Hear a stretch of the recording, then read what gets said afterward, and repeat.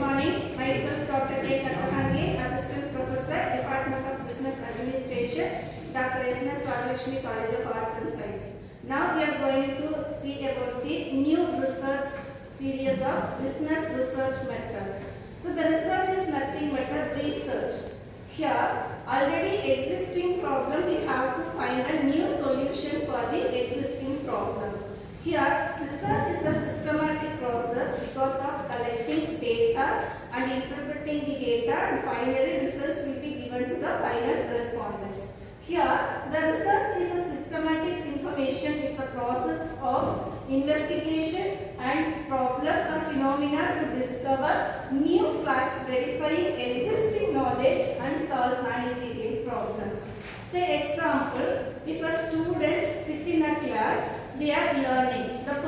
The students cannot be able to continuously learn over 6 hours. So they have some rest periods. So in management thoughts, they are finding a solution. The students need some rest break morning, afternoon and evening. So in that situations, every student is learning continuously and involved in the classroom learning. So here it is one of the example. The another example of research is here customer satisfaction level. So we have to know about the customer satisfaction level based on their usage, based on their taste and preferences. As a producer, have to produce the product before going to get a survey from the respondents like the customers, those who are using the products already. Say example, we can go for a shopping mall or we can go on a department store. So these are the examples of the research.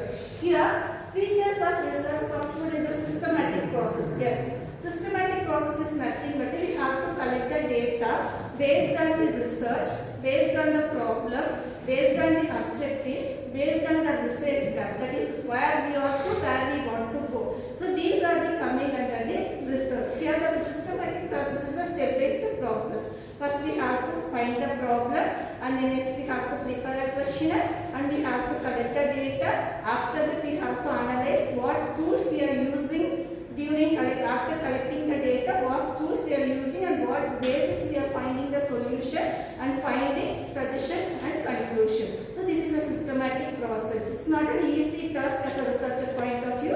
Have to take much effort. The next one is a scientific approach. Yes, because every respondent is given a real data. So based on the real data, we can able to take it as a scientific approach. It's a science is exact results given by the results. The next one, originality. So every individual is given a original responses from their own point of view. As a researcher can't able to force the respondent to should tick this one, should tick this one. So because when the researcher given the questionnaire to the respondents own point of view, they have to select, they have to tick their own point of view. The next one is called as the importance of research. The first one, decision making. Yes, because a researcher have to find a solution. Based on the solution, we have to take a decision based on the research solution. So the decision should not be affected by the all. It should be applicable for all the people. The next one, problem solving. Yes, we are taking as a, we have to find a problem, already existing problem. We have to give a new solution to the already existing problem. Next one, forecasting and planning. So forecasting is nothing but we can able to predict. But planning means we just decide. So we have to combine this one, we can analyze that one. Next one is called as a policy formation. So policy formation means we have to collect the data both based on the primary data or secondary data. So primary data is nothing but a fresh data collected by the researcher from the respondents like interview, questionnaire, observation, experiment, etc. But in secondary data, the data is already existing based on the internal sources and the external sources. Internal sources is nothing but inside the organization's report. Take example of financial statement analysis, sales report, everything is inside the organization. External resources is nothing but books, magazines, everything coming under this one. That is called as based on that we have to formulate the policy formation. The next one, performance evaluation. After collecting data, after interpreting the results, we have to find a solution. What we are interpreting the data. Based on the data, we have to give a solution to what solution we are going to give, that is applicable for the